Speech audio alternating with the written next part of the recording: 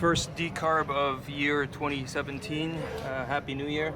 Complaint is loss of power or gutless. Turbo doesn't really spool. Obviously the engine can't really breathe. Some are saying that yes, it could be a MAF sensor issue that causes excessive carbon buildup. Incorrect MAF readings tell the ECM to increase the EGR. EGR increases soot that comes in. The soot, obviously because of the oil in here, then starts to stick. So yes, it could be a MAF sensor issue, but usually it is driving habits. So we're going to clean this one out, lower the EGR to its minimum, and then check what the MAF readings are like afterwards.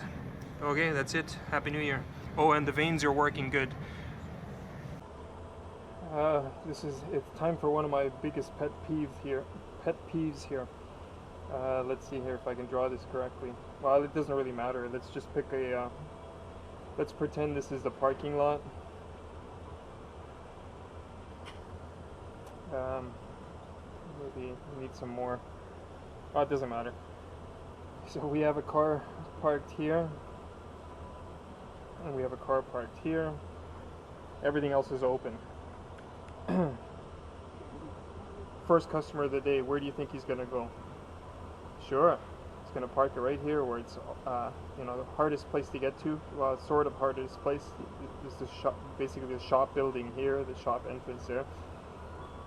Or the other scenario is this spot is empty and these two cars are actually quite narrow together. What does the customer do? Instead of picking this nice wide open area, he'll go right in here, squeeze in there. He can barely get out. I don't know why customers do that, you know. They always pick the hardest spot. Same thing if there's a car here and there's a car here. There's no car here. Rather than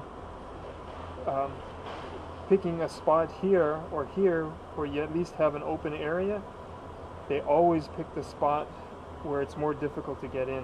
Why do they do that? Are they trying to prove that they can park? In most of those cases, it's not really proof of parking because of the fact of how close they are, you know, to the other car. They open up the door and then they'll ding the other car. So does that happen? Have you guys ever noticed that happening? Oh, the best one. Hold on a second. The best one I saw recently.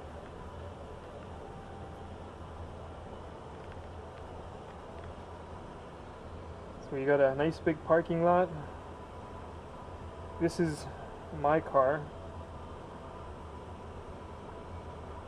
And I'm screwing this up again, sorry. This is my BMW right here. My boss parks his Audi over here. There was a car here. And yeah, this is the wrong scaling here, but there was a car here.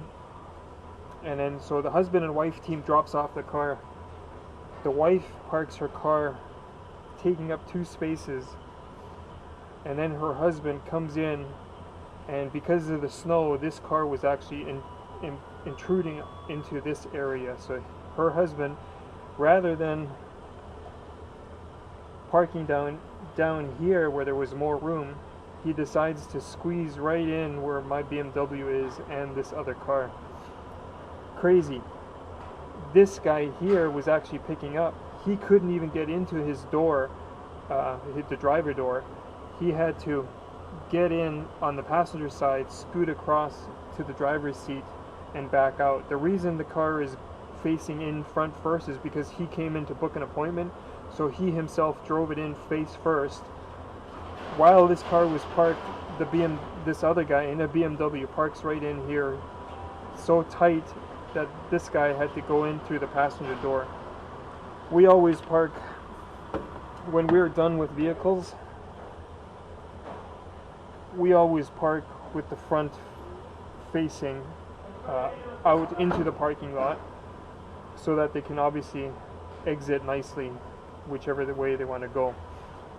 But anyways, that's my biggest pet peeve is customers parking their cars in the tightest spot all the time when there is one, rather than choosing a wide open area. Two of my biggest pet peeves is customers parking really close to other cars in the parking lot, or picking the tightest spot in the parking lot to park their car when there's bigger spots available. And this, they drop off the car and they put a security device on the steering wheel. Yes, I have the key to remove it, but why lock the car if it's in a parking lot at a shop? I don't understand people sometimes. It's not like somebody's gonna steal a cabriolet, right? 1.8 liter ACC throttle body, fuel injection throttle body unit. Anybody know? See these needle bearings? These little tiny ones? Sorry, light's not picking it up. This one is still okay. But the needle bearing over on this side is shot. Focus.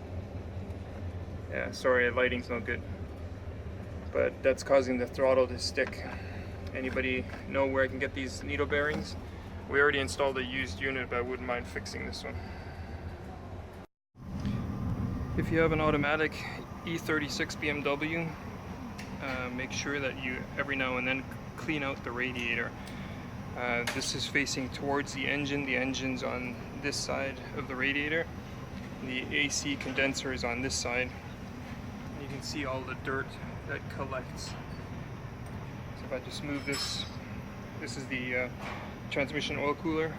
You can see how clean it is here, and you can see the red fluid. So this cooler, I'm just going to clean this all off, and I'm going to clean the radiator. There's nothing wrong with the radiator. But I'm going to clean this cooler. I'm expecting to have a rusted area in here somewhere. You can see it's completely grinded up. So it's going to need a new cooler.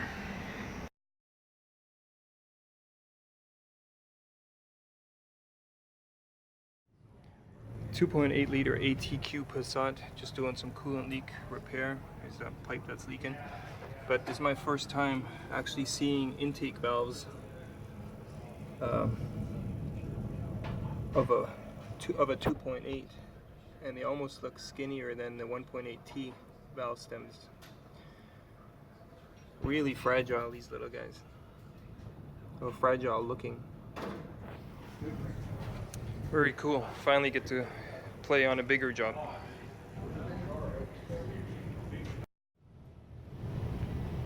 For when you're working, Snickers, it really satisfies.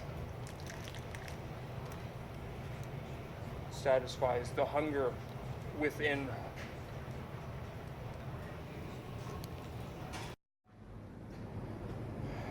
These rear brakes smell. You can see how red the rotor is, so it's definitely dragging. It's free right now, and the cable looks good here. There's no rusting, but you can see here the boot's letting water in, and the water freezes, keeps the cable applied. You can see how the head bites into the bolt,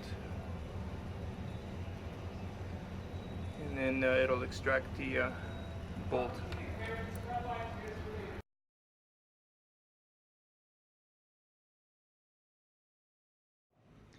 My buddy's just about to lift an Audi A6 2.7 turbo. This is his hoist.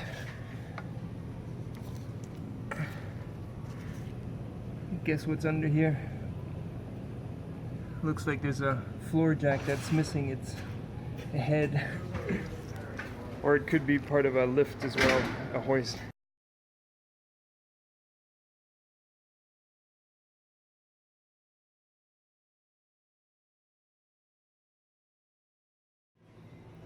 Yeah, my brakes were noisy for over a year, but finally have some time to have a look at.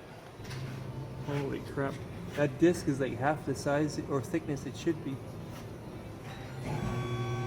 It's probably going to need a caliper as well if we can't get that piston back in.